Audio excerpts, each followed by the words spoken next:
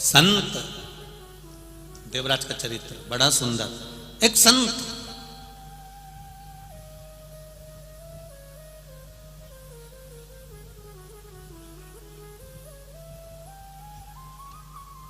अपनी कुटिया में बैठे हैं, अपने नगर में, अपने गांव में, अपने कस्बे में बैठे हुए, और उसी कस्बे में, उसी गांव में, उसी नगर में एक वेश्या आकर रहने लगी।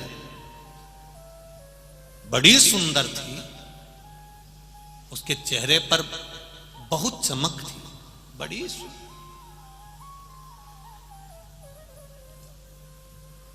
संत रहते भजन करते, गुरु रहते भजन करते, और वेश्या रहती तो वो अपना वेश्यालय सजाती। उस वेश्या का एक नियम बड़ा प्रबल था।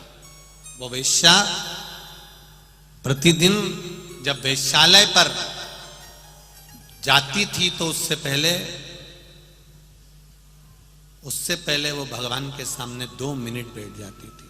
एक घी का दिया लगाती, कुछ थोड़ी सी धूप बत्ती अगरबत्ती लगा देती और भगवान के सामने बैठ जाती और भगवान से प्रार्थना करती। रोज प्रतिदिन उसका नियम था। वैश्यालय जाने से पहले वेश्या अपना काम करने से पहले भगवान के मंदिर में जाकर रोज अपने घर के अंदर जो मंदिर था उस मंदिर में रोज जो भगवान शंकर बैठे थे, भगवान हरि विठल राम कृष्ण पांडुरंगा जो बैठे थे, उस वेश्या ने उनको नमन करना प्रारंभ किया। प्रतिदिन प्रणाम करती है, नमन करती है, प्रतिदिन विनती करती है। 5 मिनट भगवान की आराधना कर कर फिर वो वेश्यालय में जाती।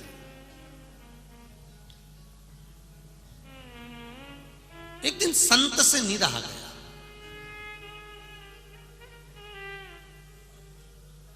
साधु से, संत से, जो अपने गांव में कस्बे में रहता था, नगर में रहता था, वो वैश्या को बुलवाया और वैश्या को बुलवाकर उसने कहा, तुम वैश्या हो, मना नहीं है, पर आपसे एक विनती करना चाहता हूं। संत बोले, साधु बोले, गुरु बोले, मैं एक विनती करना चाहता हूं।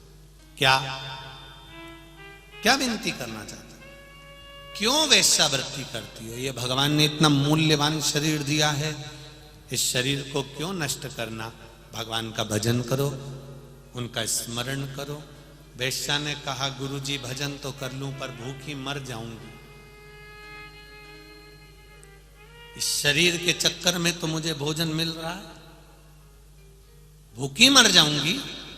संत ने कहा, उसने अगर पेट दिया है तो भरेगा भी वही।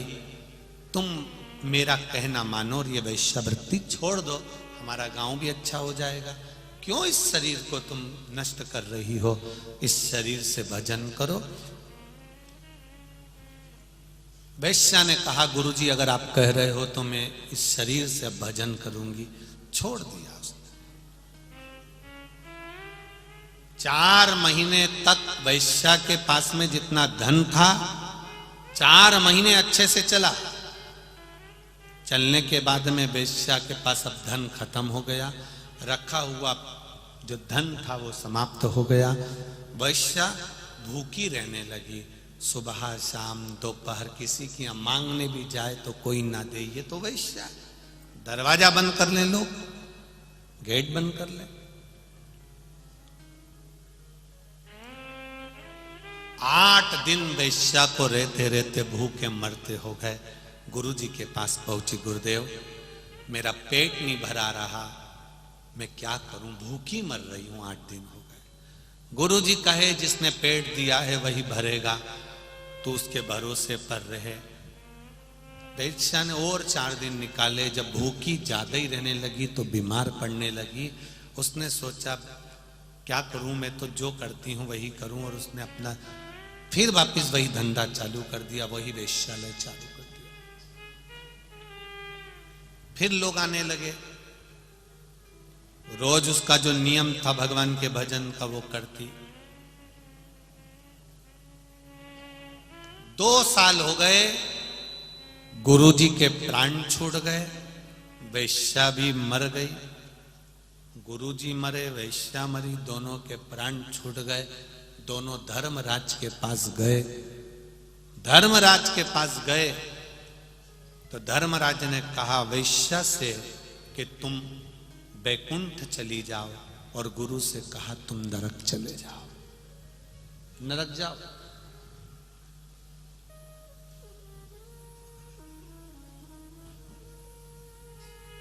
गुरु की आंख में आंसू भर गए। मैंने प्रवचन दिया, ज्ञान दिया, लोगों का जीवन सुधारा, प्रवचन करता था मैं, कथा करता था मैं, सत्संग करता था मैं, ना जाने कितने लोगों को मैंने राय दी, ज्ञान दिया, और तुम मुझे नरक भेज रहे। और ये वेश्या जो शरीर को बेचती थी, गलत करते करती थी, कईयों का घर बर्बाद कर दिया, और इसको तुम स्वर्ग भेज रहे हो।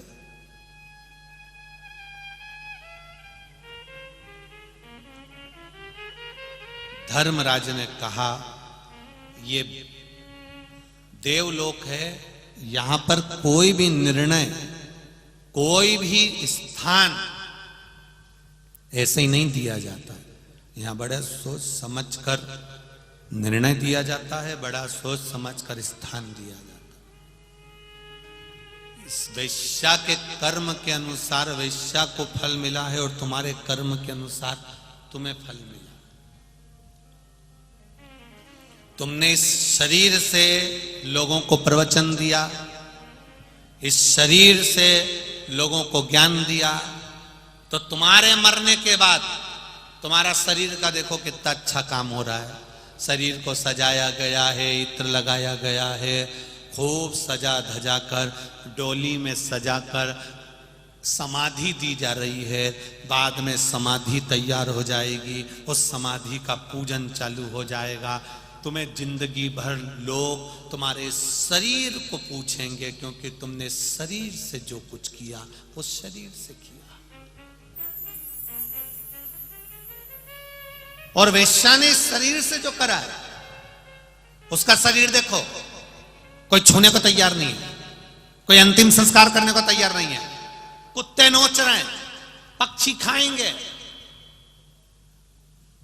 संत तूने प्रवचन दिया, गुरु तूने शरीर से प्रवचन दिया, शरीर से प्रवचन दिया, तो तुम्हारा शरीर संसार के लोग पूज रहे हैं, इत्र लगा रहे हैं, समाधि बना रहे हैं, पूजन कर रहे हैं। वेश्या ने शरीर का प्रयोग करा तो वेश्या का शरीर कुत्ते नोच रहे हैं, पक्षी खा रहे हैं, ये शरीर का भाव। पर वेश्या शरीर संसार को देती थी और मन भोलेनाथ को देती थी, परमात्मा को देती। और महात्मा जी तुम शरीर संसार को देते थे, ज्ञान देते थे, अच्छा बोलते थे, भजन करते थे, प्रवचन करते थे, लोगों को समझाते थे, पर कभी इस मन को तुम भोलेनाथ तक लेकर नहीं गए, इस मन को तुम परमात्मा तक लेकर नहीं गए। प्रवचन तो तुमने बहुत बड़े बड़े दिए, ज्ञान भी तुमने बहुत दिया, पर जब भी तुम बैठते थे, वेश्या के यहां जितने लोग आते थे उन्हीं का सोचा करते थे। बताओ कितना सेठ व्यक्ति वेश्या के घर जा रहा है। बताओ दिन भर वेश्या क्या पड़ा रहता है। प्रवचन भले तुम बड़े दे रहे हो, ज्ञान भी बड़ा दे रहे हो, शरीर के द्वारा तुम लोगों को समझा भी रहे हो, पर तुम्हारा दिल, तुम्हारा मन, तुम्हारी आत्मा कभी भगवान तक नहीं पहुंच पाई। दुनिया भले पहुंच गई हो, पर तुम अपनी आत्मा को परमात्मा तक लेकर नहीं जा पाए, इसलिए तुम्हें नरक भोगना पड़ रहा है। ये नरकों का खेल है।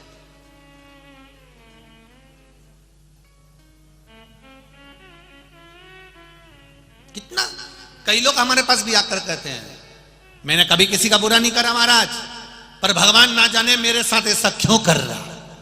भगवान क्यों ऐसा कर रहा है, तो कभी अपने ऊपर हृदय पर हाथ रखकर तो देखो। शरीर से तुम दूसरे का भला कर रहे हो, शरीर से दुनिया का भला कर रहे हो, और आत्मा से करा तुमने। हमेशा सबके कल्याण की बात, घर में रह रही हो, सास के लिए तुम चाय भी बना रही हो, सास के लिए तुम दूध भी बना रही हो, सास के लिए तुम रोटी भी बना रही हो, सास बीमार पड़ रही है तो तुम दवाई भी दे रही हो, शरीर से कर रही हो, पर कभी तुमने दिल से करा उस सास के लिए कि मेरी माँ है, जैसी भी है, बोल रही है, बोलने दो, मेरी माँ है। जब तुमने दिल से उसको माँ मान लिया तो शरीर से नी भी करोगे तो परमात्मा फल दे देगा। पर मन नहीं जोड़ पाए, आत्मा नहीं जोड़ पाए, मन नहीं जोड़ पाए तुम, आत्मा नहीं जोड़ पाए तुम, चित्त नहीं जोड़ पाए तुम। शरीर को तो तुमने जोड़ना चाहा पर मन जोड़ना बहुत जरूरी है। वैसा कहां गई? जम के बोलो, वैकुंठ। संत कहां पहुंच गया? क्यों? वो आने वाले वेश्या के घर में आने वाले व्यक्ति को रोज काउंट कर रहा था, गिन रहा था। जितने लोग वेश्या के यहां आते थे, एक पत्थर इकट्ठा करके रख लेता था, फिर इकट्ठा करके रख लेता था। वैश्या ने एक दिन संत से पूछ लिया था, मैं जब यहां आई थी इस गांव में, इस नगर में, इस कस्बे में, संत के पास में एक भी पत्थर नहीं था, इतना सारा पत्थर का ढेर कैसे लगा लिया? संत कहते हैं ये तेरा पाप है। तेरे घर में इतने लोग गए, जब कोई तेरे घर में जाता था मैं एक पत्थर उठा के अपने पास रख लेता था। वेश्या कहती है वारे गुरुदेव वाह, धन्य है, मैं माला जपती थी एकांत में और तू मेरे ग्राहक जपता था पत्थर रखकर। 1 2 3 4 5 6 तूने पत्थरों का ढेर लगा लिया